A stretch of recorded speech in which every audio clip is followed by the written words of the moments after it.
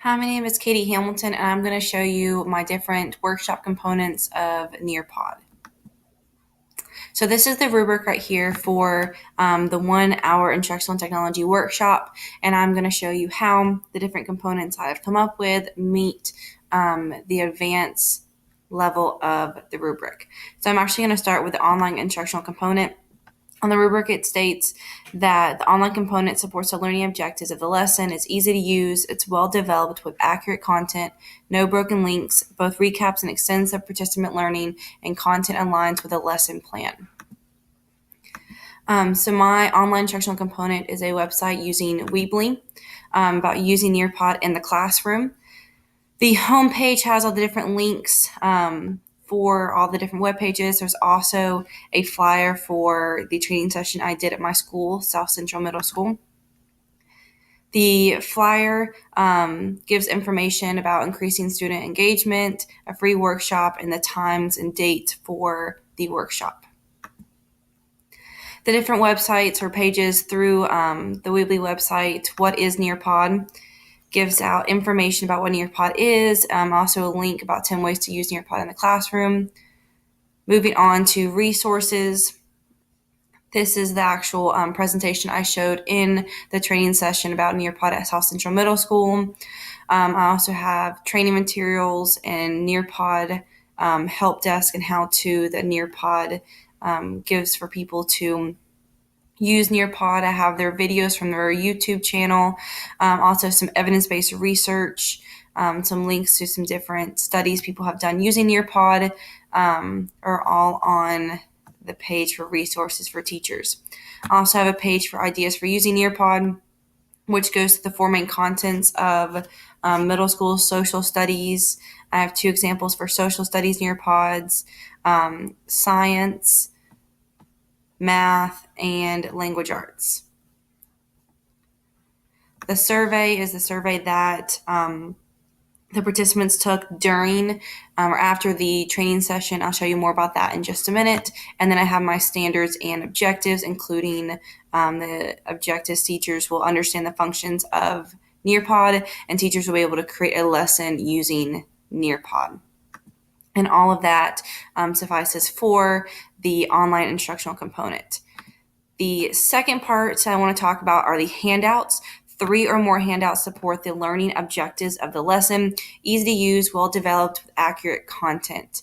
For my handouts, I have one that is a planning sheet, which I actually created and gave out to teachers who came to my training session.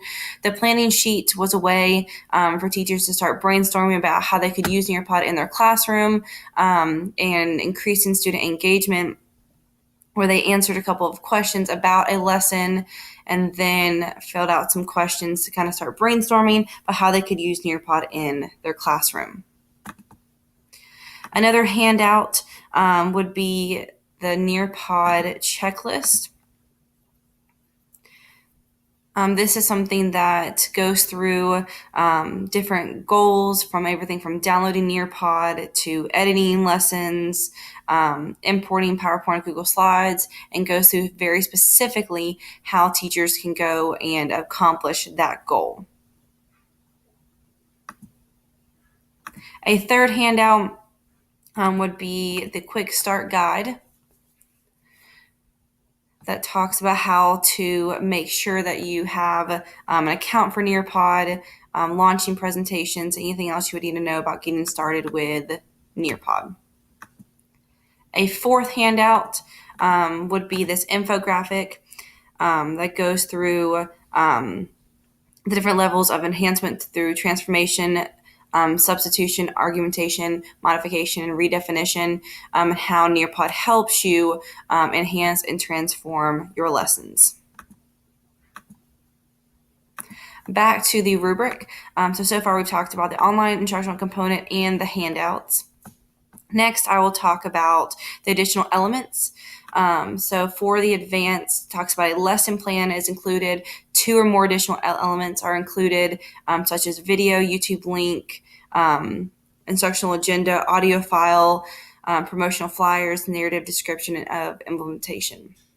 So for my additional elements, I do have my lesson plan. My lesson plan goes over the objectives. Teachers will understand the components of Nearpod, and teachers will understand how to use Nearpod to replace traditional direct instruction. My specific activities that I did during my workshop, I introduced Nearpod with the website, the Weebly website. I went through the example with the participants, and then I stayed to work one-on-one to sign up for Nearpod and create presentations with those who wanted extra help. I have my teacher standards. I also have student standards that students would be meeting for teachers using Nearpod in the classroom. My additional elements include a workshop flyer that I've showed before. I also have a narrative description of what happened during the workshop. So I went through what I talked about with each slide and what we discussed with each slide. I also have a sign-in sheet of the teachers who attended the workshop. And lastly, I have the instructional agenda that my school uses for grade level meetings, which is where the presentation or the workshop occurred. So those were my additional elements. I had my lesson plan. I had more than 2 additional elements. I had the instructional agenda.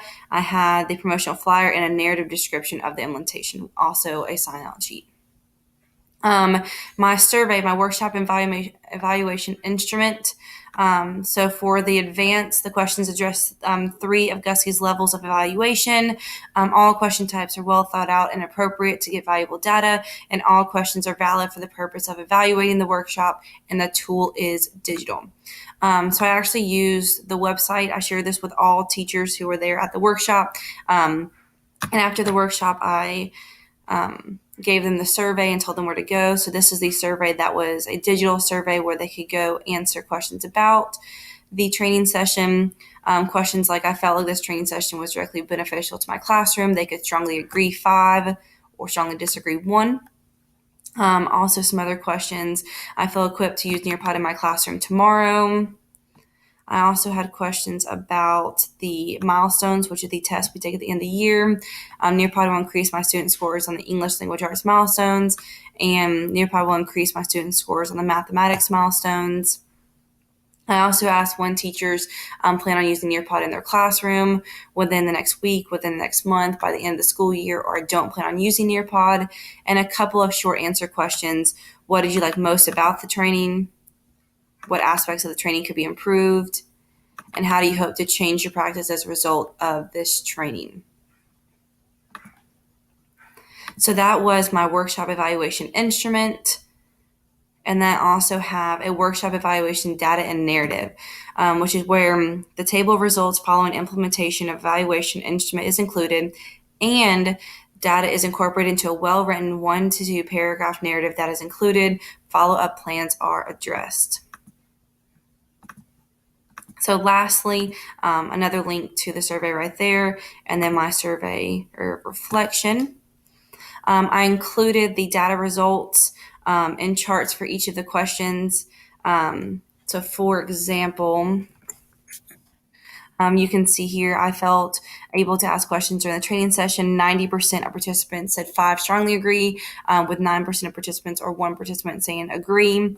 So I have each of the questions here with the percentages of participants which answered strongly agree, or neutral in the middle. I did not have any answers for 1 or 2, which would be disagree or strongly disagree. Also for the chart of when you plan on using Nearpod in your classroom, 63% of participants said by the end of the school year. 18% said within the next week, and another 18% said by the next month. I did not have a participant answer, I do not plan on using Nearpod.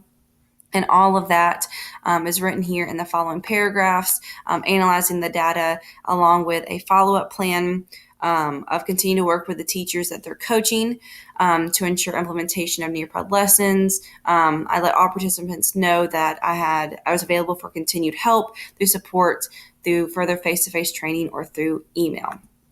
And that is the last part on the rubric. So thank you for listening about how I met the rubric components for the 1-hour instructional technology workshop.